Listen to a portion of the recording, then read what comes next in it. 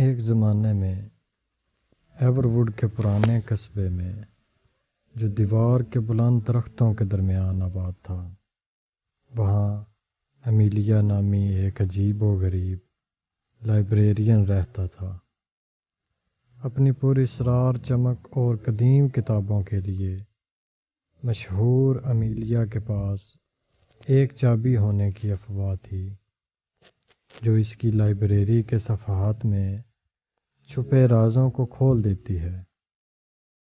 ایک دھندلی شام، اولیور نامی ایک متجسس نوجوان نے لائبریری کو ٹھوکر ماری جو اس کی صوفیانہ ساکھ سے کھینچی ہوئی۔ جیسے ہی وہ اندر داخل ہوا، کڑکتا ہوا دروازہ گرد آلود شیلفوں سے گونج اٹھا اور امیلیا سائے سے ابھری۔ اس کی آنکھیں حکمت اور سازش کے مرکب سے چمک رہی تھیں۔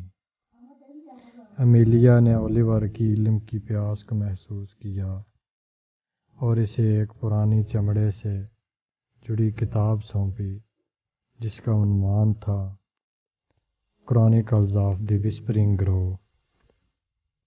جیسے ہی اس نے صفحات پلٹائے، الفاظ زندہ ہوتے دکھائی دے رہے تھے۔ جادوئی جنگل کے وحشت مناظر پینٹ کر رہے تھے، جہاں درخت سننے کی ہمت کرنے والوں کو قدیم کہانیاں سناتے تھے۔ پرفتن کہانیوں سے متاثر ہو کر اولیور نے وسپرنگ گروو کے پیچھے کی حقیقتوں کو ننگا کرنے کی کوشش کی۔ امیلیا نے اپنی آنکھوں میں تجسس کی چنگاری کو پہچانتے ہوئے انکشاف کیا کہ گروہ کے رازوں سے پردہ اٹھانے کی کلید اس کے پاس موجود قدیم ترین کتاب میں لکھی ہوئی ایک پہیلی میں چھپی ہوئی ہے۔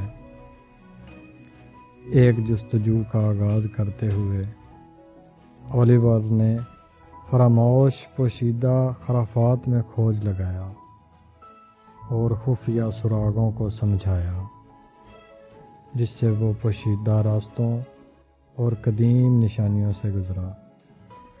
راستے میں اس کا سامنا افسانوی مخلوقات سے ہوا اور اس نے غیر متوقع اتحاد بنائے۔ ہر قدم اسے پہیلی کو حل کرنے کے قریب لے آیا۔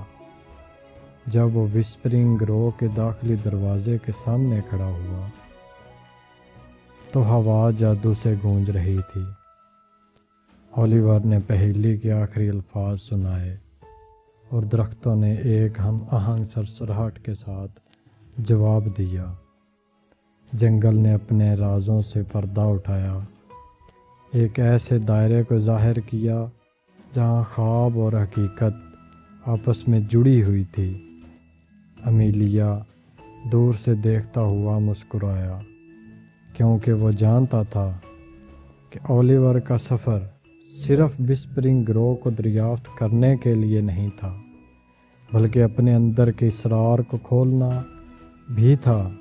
ایک زمانے کے عجیب و غریب لائبریرین اور متجسس نوجوان نے ایک لمحہ افہام و تفہیم کا اشتراک کیا، یہ محسوس کرتے ہوئے کہ حقیقی جادو دریافت اور خود کی دریافت کے سفر میں مضمر ہے، اور یوں وسپرنگ گروو ایک ایسی جگہ بن گئی جہاں کہانیاں پیدا ہوئیں اور ایور ووڈ کی بھرپور ٹیسٹری کے تانے بانے میں بنی گئیں، جو اس شہر کو ہمیشہ کے لیے اس جادو سے جوڑ دیتی ہیں جو اس کے قدیم صفحات میں چھپا ہوا تھا۔